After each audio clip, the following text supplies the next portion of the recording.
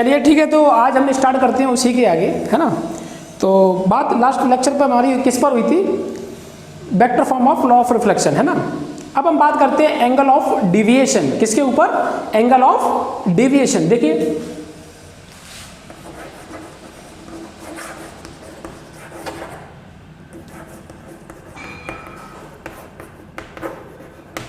Angle of deviation. देखिए angle of deviation का क्या मतलब है? डिविएशन से ये बात तो समझ आती है कि कोई भी जो है अपना पाथ डिविएट कर रही होगी। यहाँ पर बात किसके ऊपर हो रही है? रे के ऊपर हो रही है। बात किसके ऊपर हो रही है? रे के ऊपर। तो रे अगर अपना पाथ डिविएट करती है तो एक एंगल मेजर किया तो उसी को हम डिविएशन बोलते हैं, एंगल ऑफ डिविएशन। देखिए जैसे मैंने क्या बोला, जैसे मान लो हमारे पास ये रे है और रे किसी भी तरीके से रे अपना पाथ तभी डिविएट करती है जब मीडियम चेंज होता है। रे अपना पाथ डिविएट कब करती है? मीडियम चेंज होता है। हमारा यहाँ पर टास्क ये नहीं है कि रे क्यों डिविएट हो रही है, हमें ये नहीं जानना, हमें ये जानना है, बस ये समझ लीजिए कि रे डिविएट हो गई। तो रे अगर डिविएट होती, मैंने कह दिया कि मान लो यहाँ से ऐसे जाने लगी, यहाँ से रे ऐसे जाने लगी और रे सीधी चलती है तो हमें पता ही है ना। तो अगर हम इस रे को एक्सटेंड करें जिस लाइन पर ये आ रही थी, जिस लाइन पर ये आ रही थी, अगर मैं उसी रे को आगे बढ़ाता हूं और वहां से जिस जगह से हमारी रे जा रही थी वहां से कितना एंगल इधर डिविएट हुई, इसी को हम क्या बोलते हैं? Angle of deviation. मैंने कह दिया कि मान लो ये डेल्टा 1 है, इसको हम किससे डिनोट करने वाले हैं? डेल्टा से। तो ध्यान रखना, इसको हम क्या बोलते हैं? डेल्टा। अब देखिए जहां से हमारी पास ये रे गई है उसको हमने क्या बोल दिया? Angle of deviation. लेकिन ध्यान रखना कि जहां से जा रही थी, क्या मैं इसको ऐसे नहीं घुमा सकता था? अरे भाई, क्या किसी ने ऐसा कह दिया कि इसको हम ऐसे ही घुमा सकते हैं? हम किसी भी डायरेक्शन में घुमा सकते हैं। अगर हमने ऐसे घुमाया तो ये किसी डायरेक्शन में घुमाया, तो मैंने कह दिया कि डेल्टा अगर 1 है और ये थीटा है तो ये किस डायरेक्शन में है? क्लॉकवाइज। क्लॉकवाइज वो जो घड़ी की डायरेक्शन में होती है वही क्लॉकवाइज होती है। तो ये देखिए क्लॉकवाइज, और अगर हम ऐसे गए तो घड़ी की उल्टी डायरेक्शन में गई तो एंटी क्लॉकवाइज हो गया। और ये कितना होगा कि अगर ये थीटा है तो पूरा सर्कल कितना होता है? 2 पाई, मतलब 360। तो 360 कितना कम है ये? थीटा। तो हम लिख सकते हैं 2 पाई माइनस थीटा। और ये हमारा हो गया एंटी क्लॉकवाइज। क्या बात सभी को समझ आ रही है कि नहीं आ रही है? आनी भी चाहिए। ये याद रखना कि कभी भी अगर रे के अगर हम एंटी क्लॉकवाइज और क्लॉकवाइज अगर हम दोनों एंगल अगर ऐड करते हैं तो वो कितना होना चाहिए? अगर हम इसको जोड़ दें और इसको जोड़ दें तो ये को पूरा तक 360 हो गया। बिल्कुल हो गया। देखिए अगर हम इसमें बोले हैं कि पूरा एंगल ये कितना होगा, डेल्टा 1 और डेल्टा 2 को अगर जोड़ दिया जाए तो theta plus 2 pi minus theta, theta cut गया तो हमारे पास आया 2 पाई, कह सकते हो 360 डिग्री। तो ये आपको याद रखना होगा। क्या बात सभी को समझ आ रही है कि नहीं आ रही है? ठीक है, नोट करिए। ठीक है, चलिए देखिए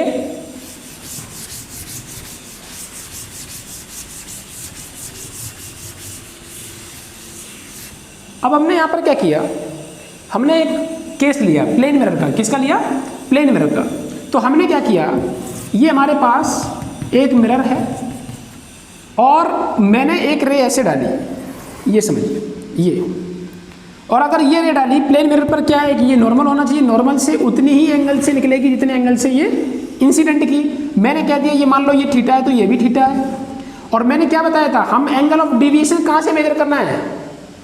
एंगल ऑफ डिविएशन मेजर, ये बात याद रखना। मैं अभी यहाँ पर एक पॉइंट बोलने वाला हूँ, इसी बात को ही आपको याद रखना है। मैं क्या बोल रहा हूँ कि जो हमारी रे जा रही है उस रे को आगे बढ़ाओ और जो रे रिफ्लेक्ट हुई है वो हमें देखना है कि उसके बीच का एंगल कितना है। अब ये रे आगे जा रही थी, हमने इसको यहां पर फिक्स कर लिया। रे हमारी कहां गई है? यहां पर। अब हमारे पास 2 रास्ते हैं, या तो हम इधर से जाएं या तो फिर हम इधर से जाएं। हमारे पास तो दोनों ही रास्ते हैं। हम कहां से एंगल को मेजर करना है? जो हमारी इंसिडेंट रे है उसी को एक्सटेंड करो और किधर जाना है? रिफ्लेक्टेड रे की तरफ। तो हमारे पास 2 पॉसिबिलिटी हैं, क्लॉकवाइज और एंटी क्लॉकवाइज। अगर हम यहां से बोलें कि अगर इस रे के लिए बोलें तो ये एंगल कितना होगा? एंटी क्लॉकवाइज वाला। इसको मैंने डेल्टा 1 कह दिया और इसको हमने कह दिया डेल्टा 2। अब आप खुद बताइए मुझे कि अगर मैं डेल्टा 1 को बोले तो ये रे जो है वो रे अगर ये सीधी सीधी होती तो कितना एंगल होता? पाई 180। उसमें से कितना कम हुआ? 2 थीटा, तो हम यहाँ से कह सकते हैं कि डेल्टा वन जो हमारे पास है वो है पाई माइनस 2 थीटा। अरे क्या बात सभी को समझ आ रही है कि नहीं आ रही है? आनी चाहिए। ये हमारा कैसा है? एंटी क्लॉकवाइज डायरेक्शन में, ठीक है। अगर हम इसके बारे में बात करें तो मुझे बताइए कि अगर हम यहाँ से यहाँ चलेंगे तो कितना होगा? यहाँ से यहाँ चलने पर हो गया पाई, कितना और हम यहाँ पर चलें तो ये यहाँ पर पहुँच जाएंगे, तो यहाँ पर चलेंगे हम पाई प्लस 2 थीटा, तो हमारे पास यहाँ पर हो गया पाई प्लस 2 थीटा। और ये कैसे सेंस में घूमे हम? घड़ी की डायरेक्शन में, क्लॉकवाइज। कैसे? घड़ी की डायरेक्शन में, है ना। तो हमारे पास ये हो गया डेल्टा 2। अगर हम इन दोनों को अगर हम ऐड करें डेल्टा 1 प्लस डेल्टा 2, तो तुम्हें फिर से पता होना चाहिए कि अगर पाई minus 2 theta plus pi plus 2 theta, फिर से ये कट गए तो हमारे पास कितना आया? 2 पाई। अभी भी फिर से कितना आया? 360। तो हम ये आपसे ये कह रहा हूं कि ये चीज आपको याद रखनी होगी, है ना। तो ये नोट करिए, फिर आगे बढ़ते हैं हम, ठीक है। देखिए आगे देखिए, अगर हम इनके ग्राफ देखें, है ना, तो देखिए क्या चीजें बन के आती हैं। ग्राफ हम इसको ग्राफ से समझते हैं इस चीज को। अब हमने क्या किया, देखिए हमने एक ग्राफ बनाया, एक्स एक्सिस पर मैंने थीटा माना, वाई एक्स पे माना डेल्टा, और हम पहले वाली केस को समझते हैं। कौन सा पहला केस? हमारे पास है delta is equal to pi minus 2 theta, ठीक है। अच्छा, ये हम देख किस पर रहे थे? प्लेन मिरर पर। किस पर देख रहे थे?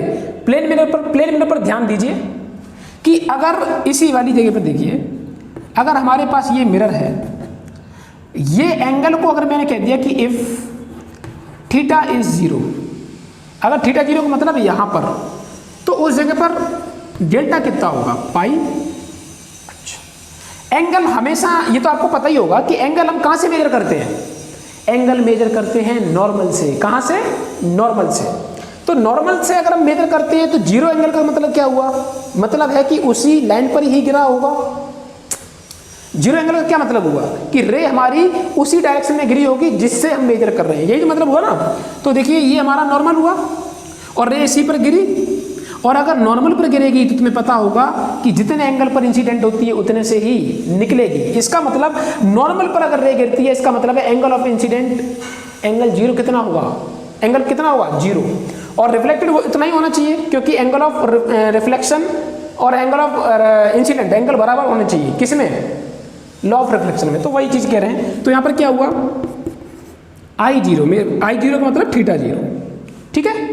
और अगर ये 0 हो गया तो बताइए कि रे ऐसी जा रही थी, वापस लौट के आई, मतलब रे ऐसी जा रही थी, वापस लौट के आई, तो एंगल कितना हुआ? पाई। कितना हुआ? पाई। तो देखिए यहां से क्या हुआ, ये एंगल हमारा हो गया पाई। अरे बात सभी को समझ आ रही है कि नहीं आ रही है? अच्छा, दूसरा केस मैंने क्या लिया, मैंने ये कहा कि अगर डेल्टा 0 हो गया तो थीटा कितना होगा? तो थीटा तुम्हारा होगा π/2। ये बात तो सभी को समझ आती है, बिल्कुल बेसिक कक्षा 2 की, क्लास 2 की बात ऐसी होती है ना। तो देखिए अगर मैं इस पर बात करें तो क्या होगा, तो यहां पर क्या होगा कि अगर मैं यहां पर बात करूं तो ये थीटा अगर π/2 है, इसका मतलब थीटा कितना है? 90 डिग्री। 90 डिग्री का मतलब क्या है कि रे को ऐसे गिराना हो या ऐसे गिराओ, या तो आप ऐसे गिराओ, क्या मतलब 90 डिग्री पे गिराओ। जब ऐसे गिराओगे तो हमारा ये अगर थीटा ये है तो रिफ्लेक्टेड रे भी कितनी होनी चाहिए? वही, मतलब सीधी रे निकल जाएगी एक तरीके से। क्या मतलब है? सीधी निकल गई। अगर ये सीधी निकल गई तो बताइए क्या ये अपनी पाथ को डिविएट हुई? नहीं। अगर पाथ पे डिविएट नहीं हुई, इसका मतलब एंगल ऑफ डिविएशन क्या है? 0। तो यही चीज तो मैं समझना था। अच्छा, अगर मैं इसको अगर ये बोला कि हमने y को बोला डेल्टा और x को बोला थीटा, तो क्या मैं इसको y मान सकता हूं, क्या मैं इसको x मान सकता हूं और ये स्लोप मान सकता हूं? तो मैं क्या लिख सकता हूं यहां से? c + mx। अगर मैं इसको इससे कंपेयर करूं तो क्या मेरे पास ये लाइन आएगी? बिल्कुल आएगी। और ये जो है डेल्टा 0 कब हुआ? डेल्टा 0 हुआ, डेल्टा 0 कब हुआ? Theta is equal to π/2। और ध्यान रखना कि इसमें अगर हम एंगल ये बोलें कि ये एंगल कितना होगा, ये मैंने कोई अल्फा कह दिया तो ये एंगल कितना होगा? ये अगर ये तुम्हारा अल्फा है तो ये कितना होगा? Pi minus alpha. अरे कितना होगा? Pi minus alpha. तो अल्फा कितना होगा? अरे अल्फा कितना होगा? तो अल्फा देखिए यहां से कितना दिया है? tan−2। अगर ये वैल्यू यहाँ रख दोगे तो ये एंगल आ जाएगा। तो ये बात बिल्कुल छोटी सी बात है, ये चीज़ आप नोट करिए। हाँ, एक चीज़ और है कि जैसे मैंने इसका ग्राफ बनाया है तो वैसे ही हम उसका बना सकते हैं, ठीक है। तो उसका ग्राफ बनाने की अब यहाँ पर जरूरत नहीं है, बस इतना समझ लीजिए कि इसका बना लिया तो इसका भी हम बना सकते हैं, ठीक है। नोट करिए, आगे बढ़ते हैं। चलिए आगे देखिए,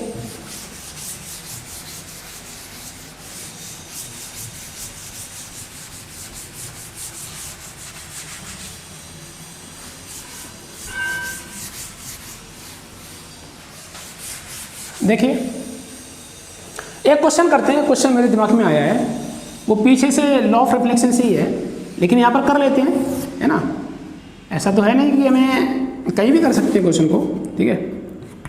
अच्छा क्वेश्चन देखा तो बेसिक मैथमेटिक्स है, बहुत ज़्यादा उसमें है नहीं कुछ। इसमें क्या दिया है कि एक स्क्वायर मिरर दिया है, क्या दिया है, स्क्वायर मिरर, ठीक है। और बाहर साइड पॉलिश कर दिया, अंदर साइड बिल्कुल चिकना है, जैसे हमारा मिरर का काम करती है ना। यहाँ पर कोई भी एक ऐसा सोर्स रखा लाइट का जो रे जो निकली, यहाँ से रे निकली, मतलब मेरा कहने का मतलब है कि एक यहाँ से रे निकली, कितने एंगल से, थीटा एंगल से। और ये इसका मिड पॉइंट है, किसका, इस मिरर के बीच में कोई भी लाइट सोर्स होगी जहाँ से लाइट निकलती है और थीटा एंगल बनाती है, ठीक है। और ये स्क्वायर दिया, ठीक है, और इसकी साइड दे दी, मान लो ये स्क्वायर है, इसकी साइड मान लो ए है। इसमें बोला क्या है कि ये जब रे टकराती है इससे और इससे, टकराने के बाद वो यहाँ पर जब जाती है तो इसके किस कॉर्नर से मिलती है, कहाँ पर मिलती है, कॉर्नर से। तो मुझे बताना है कि ये थीटा कितना होगा। क्वेश्चन समझ आया मैंने क्या बोला? क्वेश्चन मैंने ये बोला कि हमारे पास एक स्क्वायर है और स्क्वायर के सेंटर पॉइंट से ये एक रे निकलती है, कोई भी सोर्स हो सकता है लाइट का, हमारे लिए वो मैटर नहीं करता कि यहाँ पर कौन सा सोर्स है। मान लीजिए यहाँ से एक रे निकली और वो रे कितने से निकल रही है, थीटा एंगल से। तो ये जो रे है, इससे टकराने के बाद, इससे टकराने के बाद ये रे इस कॉर्नर पर पहुंचती है। तो बताइए अगर ऐसी सिचुएशन हो कि वो उस कॉर्नर पर पहुंचे तो ये उसके लिए एंगल कितना होगा, ये क्वेश्चन है हमारा, है ना। आप स्क्रीन को पॉज करिए और क्वेश्चन को सॉल्व करो, है ना। आप स्क्रीन को पॉज करो और क्वेश्चन को सॉल्व करो। अपने मन से जब तक नहीं करेंगे तब तक आप चीज़ों को नहीं सीखेंगे। मैं फिर से कह रहा हूँ, टीचर के पढ़ाने से काम चलने वाला नहीं है। अकेले टीचर के आप दम पे ये सोच रहे हो कि हमारे टीचर अब पढ़ा दे और सारी चीज़ें जो है हमारी कंप्लीट हो गई। तो मैं आपसे फिर से कह दे रहा हूँ कि 30% टीचर का योगदान होता है अगर किसी भी IIT में अगर सिलेक्शन अच्छे तरीके से, अच्छी रैंक के साथ चाहते हो, और 70% योगदान स्टूडेंट का होता है। ये बात आप याद रखना कि 30% स्टूडेंट और 30% टीचर और 70% स्टूडेंट की मेहनत होती है अच्छे रैंक लाने के लिए।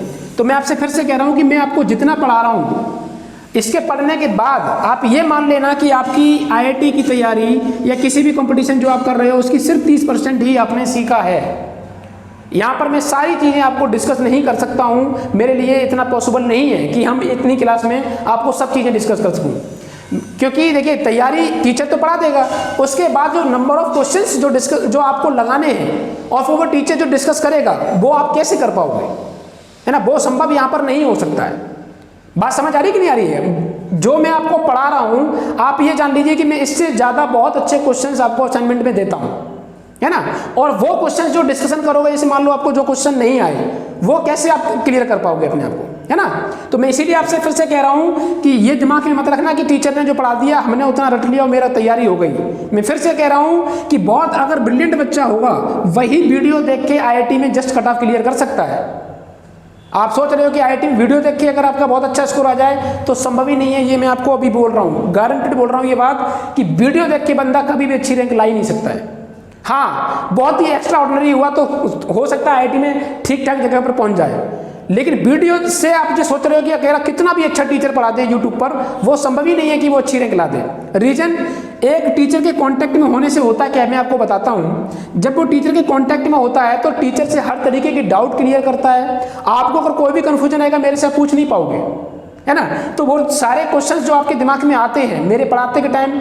दूसरी बात, जब आपको असाइनमेंट जो टीचर जो देता है ना, उसमें वो बहुत वेरिएशंस देता है। वो बहुत सारे वेरिएशंस के जब क्वेश्चन करोगे तो आप वो किससे पूछोगे, तो वो भी आपके लिए पॉसिबल नहीं है। मैं फिर से कह रहा हूँ, वीडियो आपका बेस बनाएगा, लेकिन इससे आपको बहुत ज़्यादा मेहनत करेगी। मैं फिर से कह रहा हूँ, मेरा पढ़ाया हुआ सिर्फ 30% काम आने वाला है, 70% तो आपको और मेहनत करनी होगी अगर बहुत अच्छी टॉप 100 टॉप 200 के अंदर रैंक लानी है।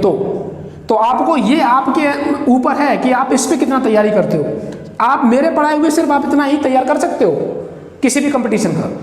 तो ये ध्यान रखना, आपको बहुत मेहनत करनी होगी, सिर्फ वीडियो से काम चलने वाला नहीं है। हाँ, वीडियो आपका 30% बेसिक क्लियर करेगा, लेकिन अच्छी अप्रोच और जो नई डायरेक्शन जो सोचने की जो होती है वो आपको ये प्रैक्टिस करने से ही आ सकती है। मैं आपको एग्जांपल देता हूँ, इस पर क्या मतलब है। जैसे कि मान लो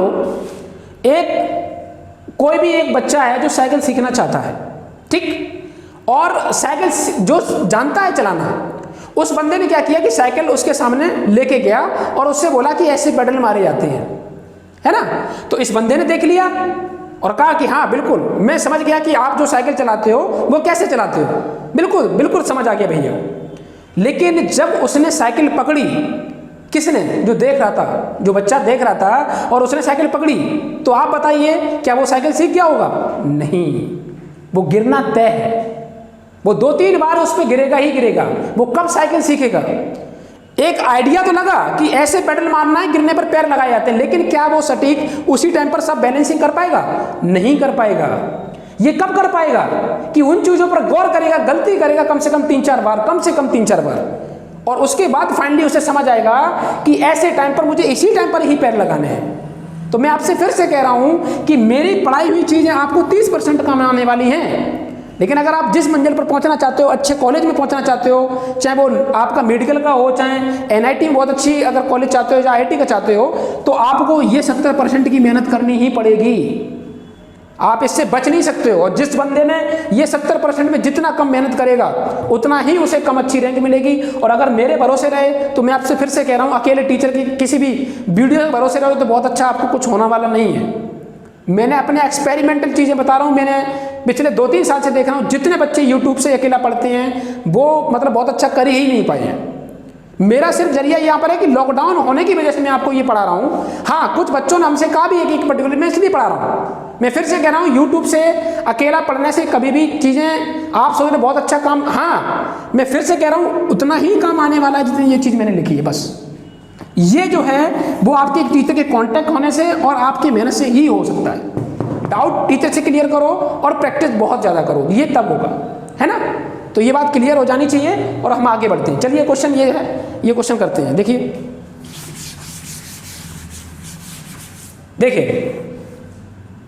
मैंने क्या किया कि ये मान लो इस तरीके से रे आई होगी, ठीक, और यहाँ से टक्कर मारने के बाद इस तरीके से गई और यहाँ से ऐसे मान लो पहुँच गई, ठीक है।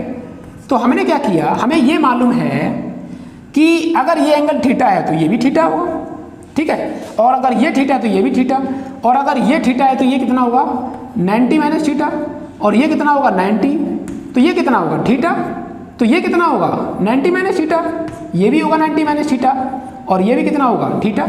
अगर ये थीटा है तो ये भी थीटा। ये हमें मालूम है कि ये दूरी कितनी होगी a/2, कितनी होगी a/2।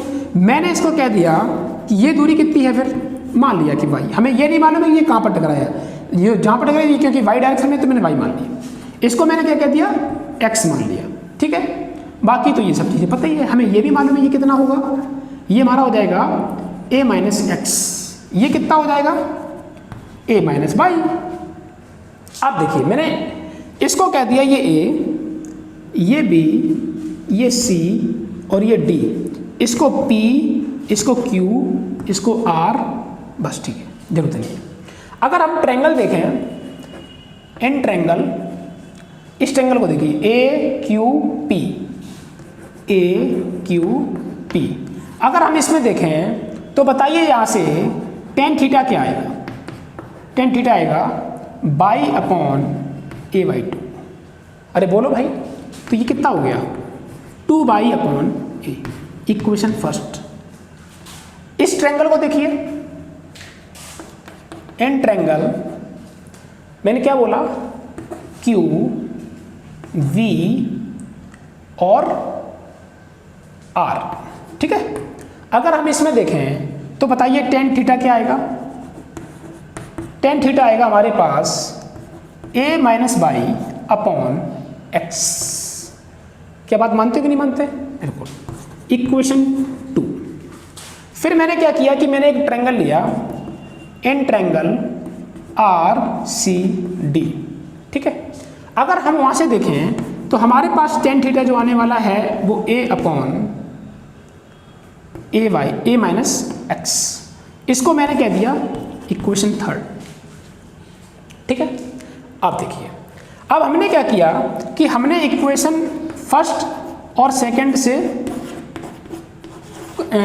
को कंपेयर किया। तो देखिए यहाँ से क्या आने वाला है, 2 upon a is equal to a minus by upon x.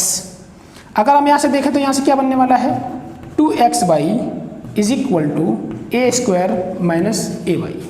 ये इक्वेशन हमने ले ली 4। ठीक है, अब अगर हमें इन दोनों इक्वेशन से देखें from equation second and third, यहाँ से देखिए तो हमारे पास क्या आएगा, a minus by upon x is equal to a by a minus x. Cross multiply करो, ये अगर करोगे तो हमारे पास क्या आएगा, ax, अरे क्या आया ax। ठीक है, इसको मल्टीप्लाई करो, इससे जो आ जाएगा वो आ जाएगा ए स्क्वायर माइनस का ए बाई माइनस का ए एक्स और प्लस का एक्स बाई। अरे यही तो आया, चलिए ये नोट कर लिया होगा। देखिए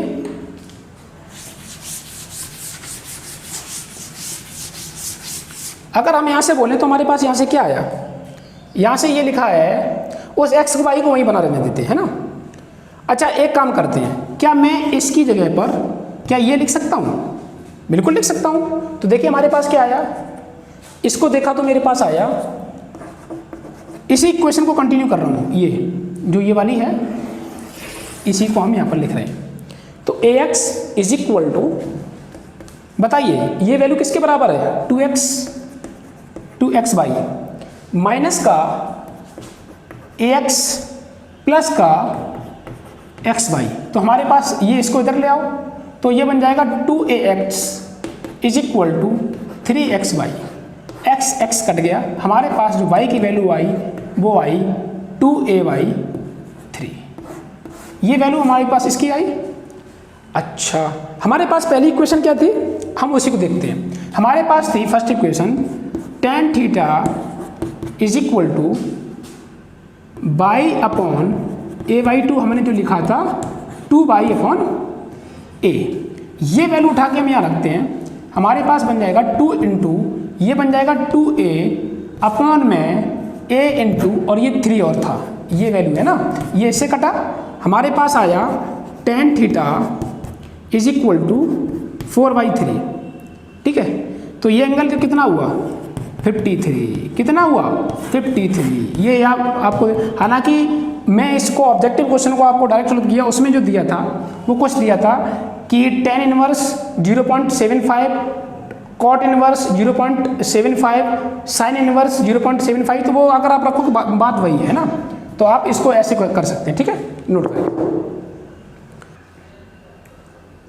ठीक है, चलिए आगे देखिए।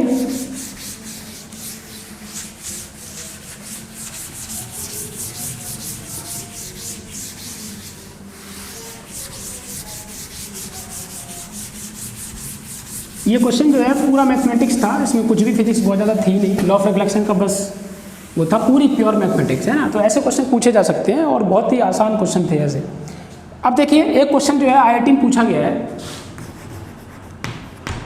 आईआईटी में पूछा गया है 2002 में।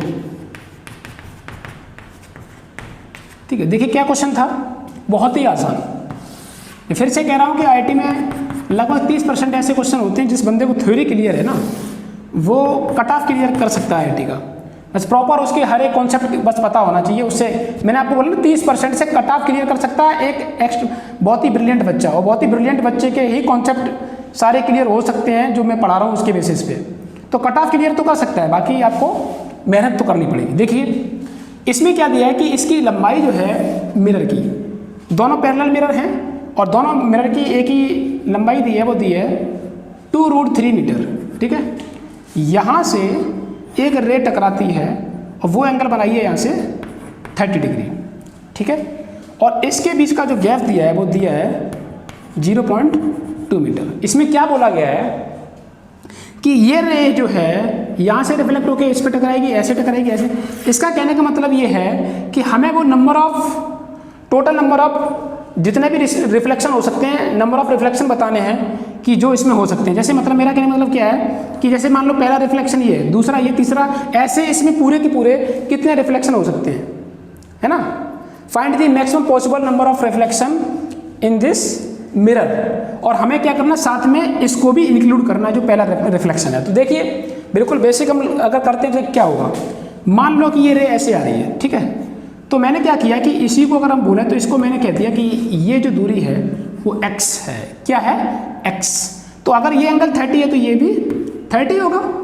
अच्छा देखिए, तो हम क्या करेंगे, हमने क्या किया कि tan 30 degree is equal to x upon 0.2। अरे भाई ये जो है ये क्या हो जाएगा, परपेंडिकुलर बाई बेस। तो ये बन गया तुम्हारे पास। इसकी वैल्यू कितनी है, 1/√3 और ये कितना है 0.2। इसको अगर x उधर ले जाओगे तो ये क्या हो जाएगा 0.2 अपॉन √3। और 0.2 का मतलब क्या है 1/5, तो इसको हम लिख सकते हैं 1/5√3, ठीक है। ये मीटर मतलब ये कितनी दूरी है x की, इतनी। तो हम अगर इसको पूरा डिवाइड कर देंगे तो नंबर ऑफ रिफ्लेक्शन पता चल जाएगा। तो हमने क्या किया कि 2√3 में इसका डिवाइड कर दिया 1/5√3 का। तो हमारे पास क्या आ जाएगा, ये आ जाएगा तुम्हारा 10 और ये हो जाएगा √3 इंटू √3, या आप ऐसे लिख लो 2√3 इंटू 5√3। तो ये कितना बन गया, ये हो जाएगा 10 इंटू 3 मतलब 30। बहुत ही सरल क्वेश्चन था, इसमें कुछ भी कठिन था नहीं, बस ऐसे ही क्वेश्चन पूछा गया था। तो नोट करिए, आगे बढ़ते हैं। ठीक है, चलिए देखिए ऐसे क्वेश्चंस और देखिए कैसे पूछे जाते हैं। अब हम उसी को कंटिन्यू करते हैं। ये 2 क्वेश्चन तो हमने आपको बीच में करा दिए हैं, ठीक है। अब उसी पॉइंट पर आते हैं दोबारा, एंगल ऑफ डिवीजन पे, ठीक है। ये 2 क्वेश्चन बीच में मैं याद आए तो हमने करा दिए। देखिए एंगल ऑफ डिवीजन के बारे में अगर बात करें तो फिर से अब हम बात करते हैं मल्टी रिफ्लेक्शन, मतलब एक रिफ्लेक्शन नहीं, अलग अलग मिरर पर अलग अलग रिफ्लेक्शन। तो हम उस पर एंगल ऑफ डिवीजन कैसे निकालेंगे। मल्टी रिफ्लेक्शन का एंगल ऑफ डिवीजन निकालने के लिए नेट डिवीजन के बारे में बात होगी। यहाँ पर किसके बारे में होगी, नेट। नेट का मतलब 2-4 जो भी मिरर लेंगे उसके हिसाब से उसके नेट डिवीजन क्या होना है। जैसे हमने क्या किया, जैसे मान लो हमारे पास एक मिरर ये है, एक मिरर कोई ऐसे है, एक मिरर कोई ऐसे है और एक मिरर कोई ऐसे है। यहाँ से एक रे टकराई, ये ऐसे गई, यहाँ टकराई, ये ऐसे गई, यहाँ टकराई, ये ऐसे गई और यहाँ से टकरा के ये ऐसे गई। इस तरीके से रिफ्लेक्शन जो है अब हमें समझना है। तो मैंने कह दिया कि अगर ये मान लो मिरर फर्स्ट है तो ये मिरर सेकंड है, उसी के हिसाब से ये मिरर थर्ड हो गया, ये फोर्थ हो गया, ठीक है। तो हमने ये कह दिया कि ये अगर एंगल थीटा है, θ1 ले लो और ये भी θ1 होगा। मान लो कि ये वाला ये तुम्हारा θ2 है तो ये भी कितना हुआ θ2। मान लो कि ये θ3 है तो ये भी कितना हुआ θ3। ये मान लो θ4 तो ये कितना होगा θ4। रे अगर हमारी, देखिए मैंने क्या बोला था कि कहाँ से एंगल मेजर करना है, यहाँ से। तो अगर हमारी जो इंसिडेंट रे अगर इस वाली मिरर पर है उससे अगर हम रिफ्लेक्ट रे का एंगल देखेंगे तो हमारे पास ये जो कहलाएगा, इसको मैंने कहा δ1, ठीक है। इसको आगे बढ़ाओ, इसके लिए इस मिरर के लिए ये तुम्हारा जो है क्या है इंसिडेंट रे। यहाँ से अगर तुम इसको बोलोगे तो ये क्या हो जाएगा δ2। जो इसकी रिफ्लेक्टेड है वो इस पर इंसिडेंट होगी, तो इसकी इंसिडेंट रे कौन सी है, इसको आगे बढ़ाओ तो यहाँ से रिफ्लेक्टेड के लिए एंगल देखोगे तो ये क्या हो जाएगा δ3। इसके लिए इंसिडेंट ये है, इसके लिए रिफ्लेक्टेड से अगर मेजर करोगे तो ये δ4। मुझे ये बताइए सभी की डायरेक्शन कैसी है, इसकी क्लॉकवाइज, इसकी क्लॉकवाइज, इसकी क्लॉकवाइज, इसकी क्लॉकवाइज। सभी की अगर सेम है तो मैं सभी को ऐड कर सकता हूँ। तो डेल्टा जो नेट है वो हमारे पास आने वाला है δ1 प्लस δ2 प्लस δ3 और δ4। क्यों, क्योंकि सभी का एक ही डायरेक्शन में घूम रहे हैं, सभी एक ही डायरेक्शन में घूम रहे हैं, मतलब एक ही डायरेक्शन में हमने मेजर किया है। तो देखिए अगर हम बोले तो यहाँ से कितना होगा, ये हो जाएगा तुम्हारा पाई माइनस 2θ1, वो कितना होगा प्लस पाई माइनस 2θ2 प्लस में pi minus 2θ3 plus pi minus 2 theta 4। तो हमने इसे कैसे लिख सकते हैं, 4 पाई माइनस का क्या लिख सकते हो, माइनस का 2 theta 1 plus theta 2 plus theta 3 plus theta 4। इस तरीके से हम इसको देख सकते हैं। देखिए इसके थोड़े एप्लीकेशंस देखते हैं, इस बेस पर कैसे करने होते हैं वो देखिए, नोट करो। ठीक है, चलिए इसको आगे देखते हैं।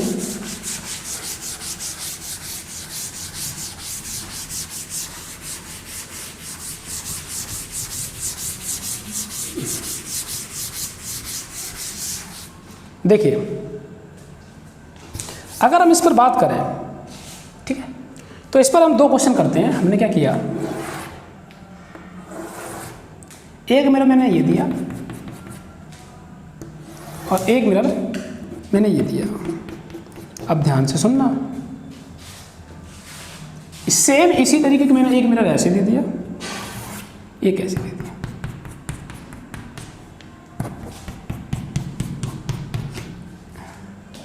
हमने यहां पर क्या किया, एक रे आई 30 डिग्री पर, ठीक। तो हमें बताना है neat deviation after 3 reflections. 3 reflection के बाद हमें इसके नेट डेविएशन बताना है। अच्छा इसमें क्या है, इसमें 60 डिग्री पर आई, ठीक। इसका भी हमें नीट डेविएशन बताना है आफ्टर 4 रिफ्लेक्शन, ठीक है। अब देखिए अगर मैं यहां पर देखें तो जरा ध्यान सुनना, ये फर्स्ट, ये सेकंड, ये थर्ड, क्या हमारे पास इस तरीके से ये 3 रिफ्लेक्शन हो गए, पहला, दूसरा, तीसरा। यहां से अगर ये 30 है तो ये कितना होगा 60, ये 60, बिल्कुल बेसिक ज्योमेट्री ध्यान देना। अगर ये 30 तो ये 60, ये 60 तो ये 60, ये 60 तो ये 30, ये भी 30, अगर ये 30 तो ये 60, तो ये भी 60, तो ये 30। इससे एक बात समझ आ रही है कि हम जितने एंगल से यहाँ पर इंसिडेंट करते हैं वो हमेशा एंगल ऑफ रिफ्लेक्शन और एंगल ऑफ इंसिडेंट वो सेम ही रहने हैं। कब, जब 2 पैरेलल मिरर हों और अगर उसमें एक रे ऐसी डाली जाती है तो। अच्छा हमने क्या किया, वही कहानी, इसको आगे बढ़ाया, इससे आगे बढ़ाया तो ये एंगल कितना होगा, इसको मैंने डेल्टा 1, इसको आगे बढ़ाया, इससे मैंने ये एंगल मेजर किया डेल्टा 2, इसको आगे बढ़ाया, इससे एंगल मेजर किया तो डेल्टा 3। सेंस देख लो, anticlockwise, clockwise, anticlockwise. मतलब ये है कि किसी भी डायरेक्शन को आप पॉजिटिव ले लो। मैंने क्या किया, एंटी क्लॉकवाइज को पॉजिटिव ले लिया। तो अगर हमने डेल्टा 1 यहाँ पॉजिटिव लिख दिया तो डेल्टा 2 क्या होगा, नेगेटिव, तो डेल्टा 3 क्या हो जाएगा, पॉजिटिव। अच्छा डेल्टा 1 डेल्टा 2 है क्या, तो देखिए उसमें से 1 से 80 में से अगर हम 60 निकाल दें तो 1 से 20 डिग्री है। यहाँ पर डेल्टा 2 क्या है, डेल्टा 2 पर भी कहानी वही है, इसमें भी 1 से 20 डिग्री। डेल्टा 3 क्या है, वो भी 1 से 20 डिग्री। तो अगर मैं सभी को रखता हूँ तो हमारे पास 1 से 20 माइनस 1 से 20 प्लस 1 से 20, ये कट गया, हमारे पास बचा नेट कितना, 1 से 20। अच्छा बहुत बढ़िया। अगर मैं इसमें आगे वाली का समझें, एक काम करते हैं, इसको हम यहाँ मिटा देते हैं क्योंकि फिर जगह नहीं मिलेगी सॉल्व करने के लिए। अभी इतना के लिए आप समझिए हमें मिला क्या है। इस पर हमने एक चीज़ गौर करी है कि अगर नंबर ऑफ रिफ्लेक्शन अगर हमारे ऑड है, नंबर ऑफ रिफ्लेक्शन अगर हमारे ऑड है तो सिर्फ सिंगल का ही एंगल ऑफ डिविएशन लेना है, बाकी सबके कट जाएंगे। जैसे मान लो मैंने कराया कि 9 नंबर ऑफ रिफ्लेक्शन पे बताइए कि एंगल ऑफ डिविएशन कितना होगा, तब भी इतना ही होगा। क्यों, क्योंकि दूसरा, तीसरा, चौथा, पांचवा वो सब कटेंगे एक दूसरे से, बचेगा सिर्फ एक सिंगल। बात समझ आ रही ना। अगर ऑड है मतलब ऑड का मतलब 1, 3, 5, 7 इस तरीके है ना। अगर ऐसे है तो तुम किसी एक का लिख लो, वही एंगल ऑफ डिवीजन होगा, ठीक है। और साथ में पहले का ही ले लो क्योंकि पहले ही वाला बचेगा। अच्छा दूसरी बात वहाँ करते हैं, ये आप नोट कर लो, है ना। चलिए आगे देखते हैं।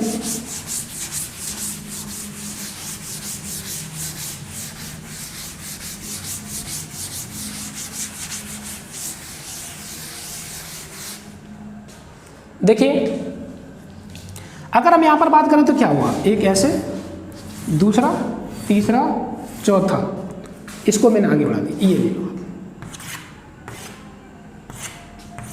बस हम इसी से थोड़ा आइडिया लगा सकते हैं, ये 60, ये 30, ये 30, ये 60, इसमें भी सिचुएशन वैसी आने वाली है। ठीक है, आप देख लो सब एंगल यही होने हैं, है ना।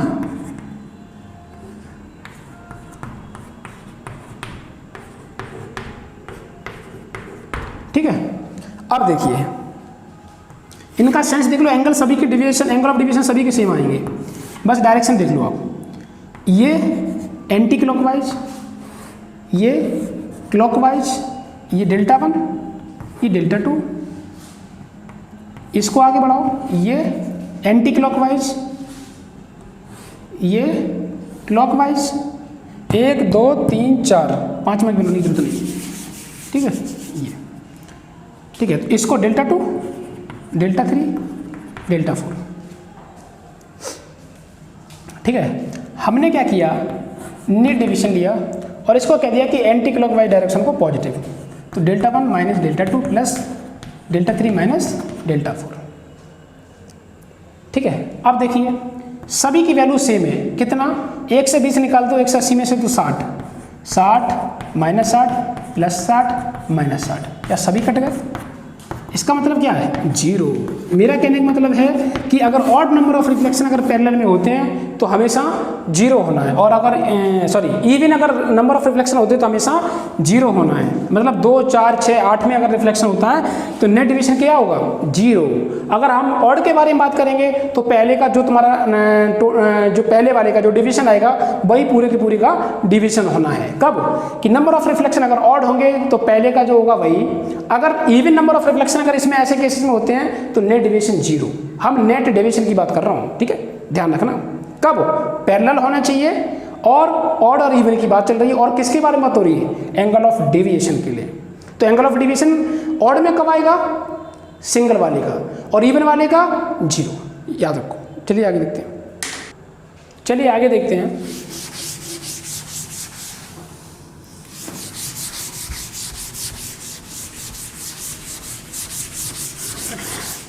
एक क्वेश्चन करते हैं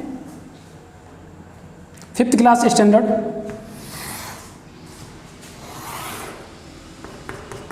एक मैंने मिरर लिया, बहुत ही छोटा क्वेश्चन। एक रे ऐसे आई 65 डिग्री पर, कितने पर, 65 डिग्री, और इसके बाद ये यहाँ से रिफ्लेक्ट होती है और इस पर गिरती है, मान ये ऐसी गिरी, और इस पर गिरने के बाद ये रे ऐसी हो गई। ठीक, हमें बताना है कि ये एंगल कितना होगा। हालांकि एंगल आप साथ साथ में हमें दोनों चीज़ें बताइए। इसमें मैंने ये कह दिया कि ये जो है 120 डिग्री है, हमें थीटा भी बताइए, और कितने रिफ्लेक्शन हुए, 2, कितने हुए, 2, तो हमें थीटा भी बताओ और दूसरा नेट डेविएशन भी बताइए, हम दोनों में जानना है। चलिए, बहुत ही basic question, class 5th standard. देखिए कुछ भी नहीं है, अगर ये 65 है तो ये कितना होगा, 65, तो ये कितना होगा, कितना होगा, 25। अगर ये 25 है और अगर ये 120 है तो इसे कितना होना पड़ेगा, 180 के लिए, तो इसे होना पड़ेगा 35। अगर ये 35 है तो ये इस पर परपेंडिकुलर है, अगर ये परपेंडिकुलर है तो इसे कितना होना पड़ेगा, 55। अगर ये 55 है तो इसे भी 55 ही होना पड़ेगा। अब क्या, बस हो गया खत्म। हमारे पास ये थीटा कितना आया, थीटा आया 55 डिग्री, कितना आया, 55 डिग्री। तो पहला तो खत्म है ना। दूसरा, इसको आगे बढ़ाओ, ये एंगल बताओ। तो पहला अगर हम इसको डेल्टा 1 ले लें तो डेल्टा 1 तो हमें मालूम ही है कि 180 में से 130 घटा दो तो कितना बचा, 50 डिग्री। बहुत बढ़िया। आइए दूसरा देखते हैं, इसको आगे बढ़ाओ। ठीक, इसको अगर आगे बढ़ाया तो 1 से 10 बार निकाल दो। ठीक है, और ये कैसा सेंस है, एंटी क्लॉकवाइज।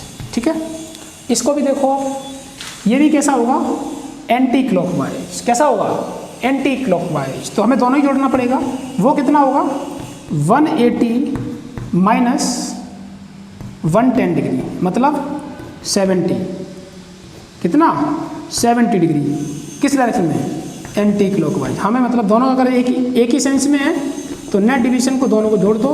Δ1 प्लस Δ2 जो कितना हो गया? 120। कितना हो गया? 120 और एंटी क्लॉकवाइज। खत्म। ठीक है, नोट कर लीजिए। चलिए आगे देखते हैं।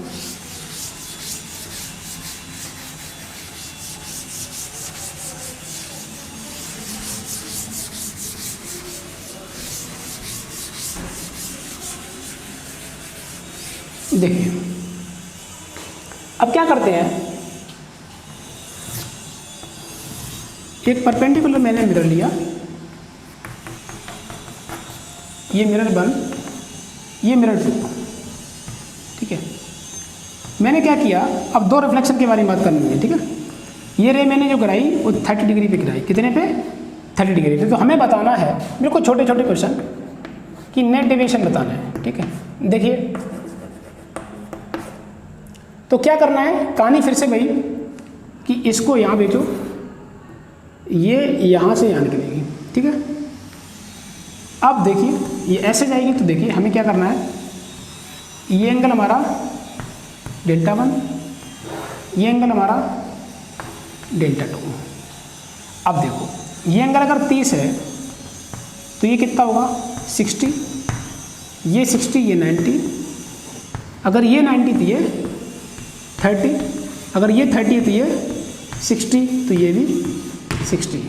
ठीक है, अब ये बताइए ये कैसे है? क्लॉकवाइज। तो अगर हम यहाँ से बात करें कि अगर हमें Δ1 लेना है तो 1 से 80 में से 60 घटा दो तो कितना बचेगा? 1 से 20 डिग्री। किस डायरेक्शन में? क्लॉकवाइज। अगर मैं Δ2 बोलूँ तो बताइए ये भी हमारा कैसे है? क्लॉकवाइज। लेकिन 1 से 80 में से कितना घटा दो? 1 से 20 बचेगा कितना? 60। लेकिन दोनों का डायरेक्शन एक ही है, क्लॉकवाइज। तो हम दोनों को जोड़ देंगे तो हमारे पास आएगा 180 डिग्री क्लॉकवाइज। ठीक है, अब चीज़ों को समझिए। हमने ये कहा था कि अगर एक तुम्हारा इसमें आता है, एक नेट अगर ऐसे आया तो दूसरा नेट तुम्हें पता होना चाहिए कि दोनों को जोड़ने से कितना होगा? 360। तो ये भी 180 डिग्री एंटी क्लॉकवाइज होगा। ये चीज़ आपको आगे समझ आएगी, अभी के लिए आप इतना समझ लो।